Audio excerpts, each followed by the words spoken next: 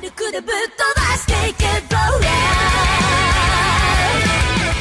Halo semuanya, balik lagi di channel Kuaku Anime dengan admin Nain di sini.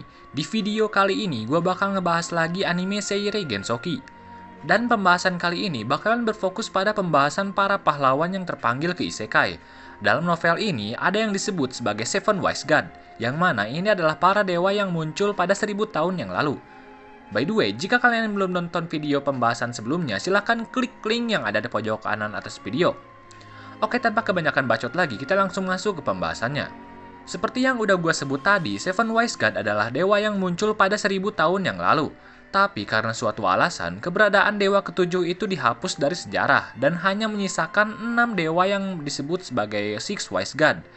Masing-masing dari ke-6 dewa itu memiliki seorang pahlawan yang mereka panggil dari Jepang, dan itu akan terjadi pada 1000 tahun yang akan datang. Pemanggilan pahlawan inilah yang menyebabkan banyak orang di Jepang terbawa masuk ke isekai. Nah, di sini gue bakalan bahas satu persatu dari ke-6 pahlawan ini. Yang ke-1 adalah Sakata Hiroaki. Sakata Hiroaki aslinya adalah seorang anak SMA yang cukup pintar, tapi setelah lulus, Hiroaki gagal dalam tes masuk suatu universitas. Dan karena hal itu, Hiroaki malah jadi hikikomori di kamarnya. Selama 1 tahun, Hiroaki kerjaannya cuma diem di kamar sambil ngewibu. Ya intinya dia setahun nolep gitulah. Dan di suatu hari saat Hiroaki memainkan sebuah game, tiba-tiba dia berpindah tempat ke isekai. Dan hal pertama yang dia lihat adalah Flora yang bertanya apakah Hiroaki itu adalah seorang pahlawan. Flora kemudian menjelaskan kenapa Hiroaki dipanggil ke dunia itu. Dan setelah mengetahui situasinya, Hiroaki beranggapan bahwa dia memang telah pindah ke isekai seperti cerita-cerita novel yang sering dia baca.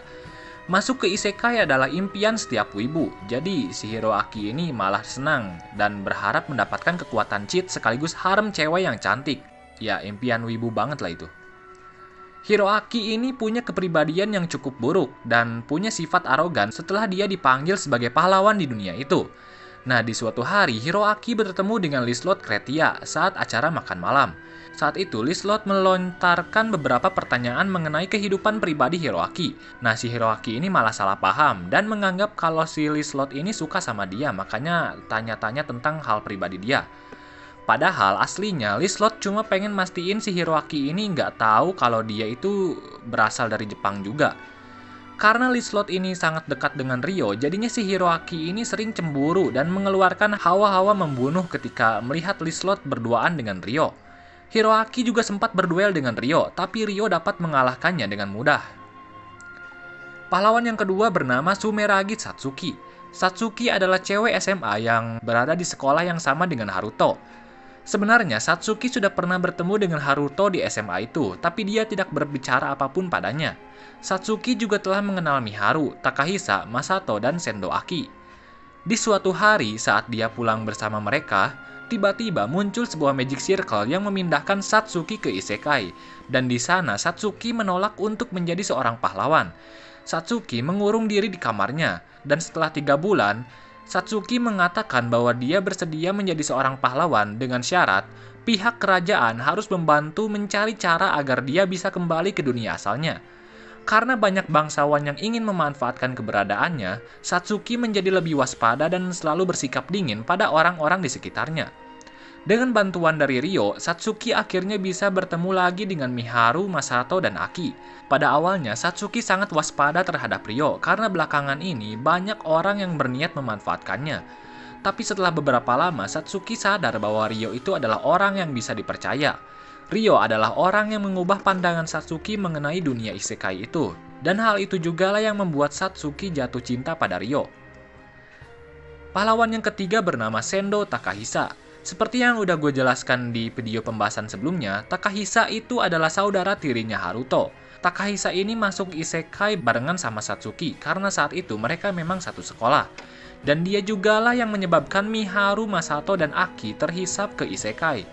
Di umurnya yang masih kecil, dia sudah mengenal Miharu dan jatuh cinta di pandangan pertama. Dan karena hal itu jugalah dia selalu mencoba untuk mendekati Miharu dan berharap Miharu juga menyimpan perasaan yang sama dengannya. Tapi apa daya, Miharu sebenarnya masih mengingat terus janji Haruto yang akan kembali untuk menikahinya. Jadi sebenarnya Haruto itu cuma salah paham aja saat melihat Miharu jalan sama Takahisa. karena hingga saat ini Miharu masih terus memikirkan Haruto. Takahisa ini adalah orang yang kurang percaya diri. Itulah sebabnya dia gak punya keberanian untuk mengungkapkan cintanya pada Miharu, ya karena takut ditolak. Setelah terpanggil sebagai pahlawan, Takahisa senang karena ternyata Miharu juga ada di dunia itu. Ketika Miharu dekat dengan pria lain, Takahisa selalu mencoba menjauhkan pria itu dari Miharu, termasuk Ryo. Takahisa menganggap bahwa Ryo itu adalah saingan terbesarnya karena di suatu malam, Miharu tiba-tiba datang pada Takahisa dan mengatakan bahwa dia menyukai Ryo. Dan karena hal itu, Takahisa mencoba menculik Miharu, tapi digagalkan oleh Ryo. Pahlawan yang keempat bernama Shigekura Rui. Shigekura Rui aslinya adalah anak dari CEO sebuah perusahaan besar di Jepang. Saat SMA, Rui terbawa masuk ke isekai bersama dengan beberapa temannya dan termasuk pacarnya yang bernama Akane.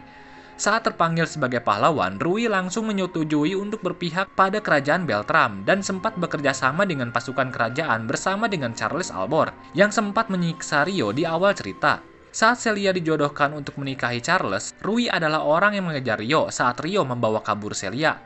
Jadi bisa dibilang kalau hubungan awal Ryo sama Rui itu agak sedikit buruk. Tapi nantinya mereka berdua ini akan menjalin hubungan yang sangat baik. Rui juga sempat bertemu dengan dua pahlawan lain yaitu Hiroaki dan Takahisa.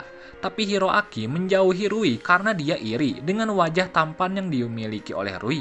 Sedangkan Takahisa menjauhi Rui karena tak ingin Miharu dekat-dekat dengan Rui. Yang satu iri, yang satu takut kena tikung. Nesuhon pahlawan kok gini amat ya? Pahlawan yang kelima bernama Kikuchi Renji. Renji tiba-tiba pindah ke isekai saat dia pulang dari Indomaret. Kurang lebih proses dia ke isekai itu sama kayak Subaru. Renji tiba-tiba berada di kota kecil tepat di tengah hutan. Tak lama setelah dia terpanggil ke isekai, dia mendengar banyak suara penduduk yang datang ke tempat dia berada. Para penduduk menyebut bahwa ada sebuah cahaya yang muncul di hutan itu dan tiba-tiba air dalam danau menjadi kering. Renji kemudian melihat kembali tempat saat dia terbangun, dan itu ternyata adalah kawah dari sebuah danau yang telah kering. Dan setelah itu dia kabur dari sana. Renji kemudian mencoba menyusup ke dalam desa dan di sana dia bertemu dengan seorang gadis bernama Rea. Rea kemudian membantu Renji dan mengizinkannya tinggal di rumahnya. Di malam itu Renji mendapatkan sebuah mimpi yang menjelaskan kalau dia itu sebenarnya adalah pahlawan dan mimpi itu pun mengajarkan Renji untuk menggunakan kekuatannya. Di suatu hari, muncul beberapa prajurit kerajaan yang bertanya mengenai cahaya aneh yang muncul di danau yang menyebabkan airnya kering. Pandangan seluruh penduduk desa tertuju pada Renji karena dari awal dia emang mencurigakan. Setelah itu, pasukan kerajaan menginterogasi Renji, dan dari interogasi itu, Renji dinyatakan bersalah atas rusaknya danau suci itu. Karena Renji tak mau ditangkap, dia kemudian membunuh seluruh pasukan yang menangkapnya itu, dan karena kekuatannya itu, dia menjadi arogan dan kasar. Nantinya dia akan bertarung dengan Reis, dan jika dia kalah maka Renji akan membantu Reis dalam mengalahkan Ryo. Pahlawan yang keenam adalah Sakuraba Erika. Erika adalah pahlawan terakhir yang dipanggil ke dunia itu. Erika aslinya adalah seorang guru yang bekerja di sebuah universitas Tokyo yang tiba-tiba berpindah tempat ke dunia itu. Erika itu bisa dibilang memiliki ambisi yang sama dengan Ryo. Erika memiliki kebencian dan menginginkan balas dendam pada orang yang telah membunuh tunangannya di dunia itu. Karena hal itu juga, Erika mulai membenci dunia itu. Karena kebenciannya itu, Erika seperti berniat untuk menghancurkan dunia itu dengan cara memicu perang antar negara. Dan untuk melakukan itu, Erika dengan sengaja menculik orang-orang penting dari kerajaan lain seperti Rislot atau Charlotte. Ya intinya, dia cuma pengen balas dendam pada dunia itu. Oke, setelah gue jelasin ke-6 pahlawan tadi, kayaknya pahlawan ini nggak ada yang benar selain Satsuki sama Rui, yang mungkin pemikirannya agak dewasa. Ke-6 pahlawan tadi itu bisa disebut sebagai pahlawan dari Six Wise God. Nah, di sini ada sedikit pembahasan yang menarik. Dalam sejarahnya, Six Wise God awalnya bernama Seven Wise God, karena aslinya mereka emang beranggotakan 7 orang.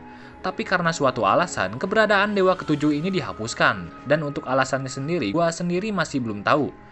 Dijelaskan kalau dewa ketujuh ini terakhir kali terlihat pada 1000 tahun yang lalu saat perang dengan iblis terjadi.